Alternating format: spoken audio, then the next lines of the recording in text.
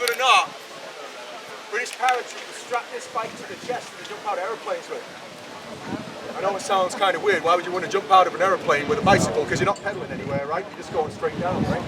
Right? But this is a bicycle made by BSA.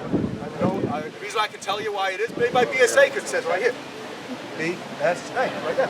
All right. If you look, there's a weird thing on this bicycle. If you look at the pedals, there's no chocks on the pedals. And the reason being is they didn't want it to hurt this paratrooper when he jumps out of a plane. Because when a paratrooper jumps out of a plane, the plot blast is going to blast the back. They don't want anything to stick him or anything like that. So the chute opens up and it goes down. But I'm going to show you exactly how they did this. If you notice, there is wing nuts on this bicycle. I'm not going to do it all complete. But the bicycle folded in half and was strapped to the paratrooper's chest on a 50-foot toggle rope system attached to his leg.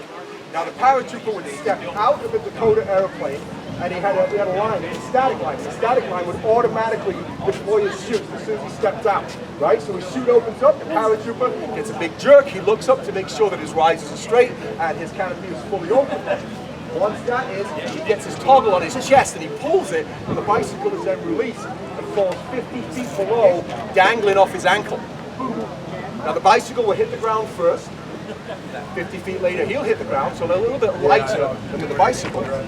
Gets out of his chute system, just screws his bike up and off he goes. You know, the average soldier with full kit walks to maybe about 2.5 miles an hour. With that bicycle he can now get up to 7-8 miles an hour to get to his objectives. During the war, England was going broke, so they asked the United States to join the war. The United States says no. The United States, we will not fire unless fired upon. They still have that same rule today. Of course, that changed when what happened? Pearl Harbor. Pearl Harbor. But before then, America says, well, they haven't done anything wrong to us, so I'm afraid we can't do anything. So England says, well, listen, we're going broke. You need to help us out here, because if you don't, Germany's going to invade England and you'll have nowhere for you to base off to go into Europe. So America lent us stuff. It's called Lend-Lease. And it's a famous picture, it's two hands shaking. And the Americans lent us everything from ammunition to food. They actually made some uniforms, weapons, vehicles, a half track, this motorcycle right here. And they made it. But after the war, the Yankees said, okay, the war's all over. We want our shit back. So we're like, oh, okay. So we got some bikes.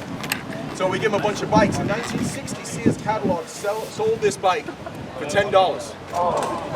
If you can find one today, they go anywhere between $2,000 and $4,000. Wow. I mean, they're very hard to find. This is about 90% original. The only thing that's not original are the tires and the seat. The seat, however, is made by Brooks. And Brooks has made the same seat for about 150 years.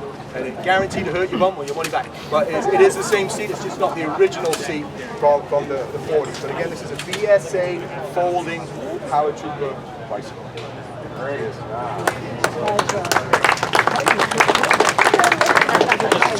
It's a road bike. You're not going to mountain bike. You're going to be riding on famous mortar teeth.